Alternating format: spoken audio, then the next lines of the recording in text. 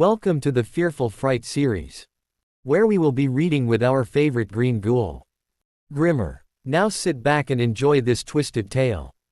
Today our story is called The Last Save File. Terrence Banks hated the sound the console made when it turned on. It wasn't loud, just a thin, wet click, like something behind the screen had blinked awake. Brad Banks noticed it too. He always did. Being Terrence's twin meant noticing the same things at the same time, even when neither of them wanted to say it out loud. They exchanged a look across the living room, the blue glow of the TV slicing their faces in half. Mildred Banks sat cross-legged on the floor, controller already in her hands, lips tight with excitement she refused to admit. She was older by 2 years and proud of it. She liked horror games because she liked feeling in control of fear. Aubrey Bank, small, barefoot, and far too quiet, sat curled up on the couch behind them. She was the youngest. She wasn't supposed to be there at all. Mom said you could watch, Mildred said without looking back, not play. I don't want to play, Aubrey whispered. Her eyes never left the screen. The game had arrived that afternoon in a black package with no return address. No logo. No rating. Just a title scratched into the plastic case like it had been carved with a nail. HEXENWOOD. Brad had laughed when he opened it. Probably some indie junk, he said. Terrence hadn't laughed. Now the title pulsed on the screen, the letters twisting slowly, like they were breathing. New game load game last save, none. Mildred hit start. The screen went black. Then a message appeared in white text, jagged and uneven. This game uses your voice. This game uses your fear. Do not play alone. Cool, Mildred said. Aubrey whimpered. The game began in a forest, dead trees bent inward, their branches crooked like fingers trying to grab the sky. The ground was covered in ash, not snow. A village burned in the distance, its flames silent. Their characters stood together on the path, 3 figures. Why 3? Brad asked. Terrence frowned. There's 4 of us. A 4th shadow appeared on the ground. But there was no 4th character on the screen. The sound design was wrong. No music. Just breathing. Slow. Close. A voice slithered out of the speakers, female and cracked, like old glass. Children are brave when they are together. Aubrey clutched the couch cushion. I don't like her, she said. Mildred moved the character forward. The forest reacted. Trees leaned closer. The path narrowed. The shadows stretched toward the screen, reaching, not for the characters, but for the room itself. Terrence's controller vibrated violently. Did it just? Brad started. The TV flickered. For half a second, the screen reflected the room instead of the game. And in that reflection, something stood behind Aubrey. Tall. Bent. Wearing a pointed shape where a head should be. Aubrey screamed. The TV went black. The house shook like something massive had landed on the roof. When the picture came back, the game had changed. The forest was gone. So was Aubrey. Her spot on the couch was empty.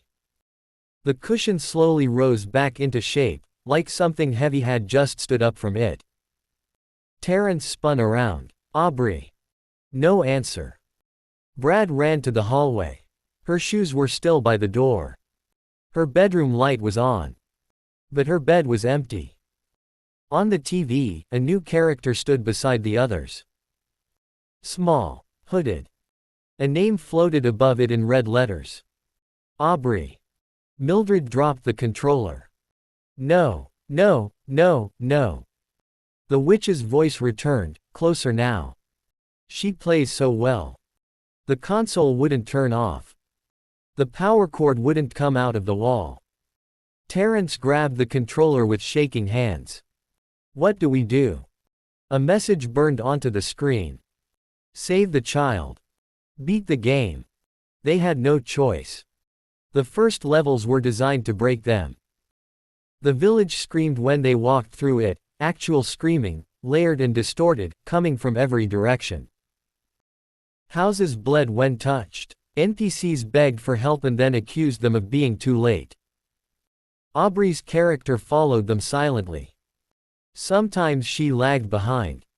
Sometimes she stood too still. Enemies whispered the twins' names when they attacked.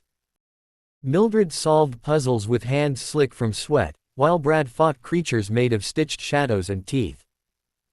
Terrence watched Aubrey's health bar obsessively. Whenever she took damage, Aubrey's real voice echoed faintly from the speakers. "Stop," it cried. "Please." The witch appeared between levels. She never attacked. She just watched. Her face was hidden by a veil of pixelated static, but her smile was always clear. "I keep them safe," she said. "The world hurts children." Each level ended with a choice: save Aubrey's character, or save one of their own. The game never told them what happened to the one they didn't choose. By the final level, the forest returned, alive now, pulsing, red veins crawling up the trees. The witch waited in a clearing made of bones. A message flashed. "Final boss, the Hexen Mother." Aubrey's character stepped forward on its own. Her hood fell back.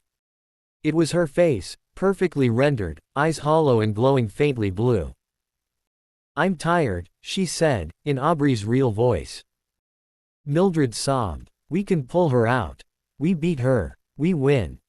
The witch laughed. "There must always be a child." The fight was brutal. The witch twisted the world, turning the ground into mouths, the sky into eyes.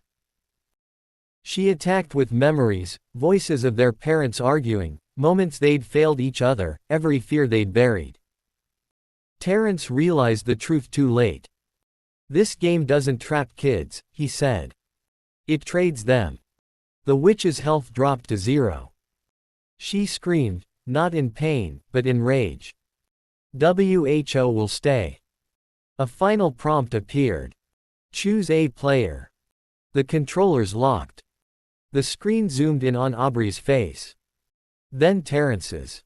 Then Brad's. Then Mildred's. Aubrey looked up at them. "It's okay," she said softly. "I don't want to be alone." Mildred reached for the screen. "No." Terrence made the choice. The screen went white. They woke up on the living room floor. Morning light streamed through the windows. The console was gone. The TV was normal. Aubrey lay between them, breathing. Alive. Mildred laughed and cried at the same time. Brad hugged Terrence hard. They never spoke about what Terrence saw at the end. They never spoke about the last thing the witch whispered to him alone. "Thank you for your bravery." Weeks passed. Life returned to normal. Until one night, Terrence woke to the sound of a console turning on. That wet click. In the dark of his room, the TV glowed. A familiar title pulsed on the screen. HEXENWOOD. Last save, Terrence. From down the hall, Aubrey giggled softly in her sleep. And from the speakers, the witch hummed a lullaby.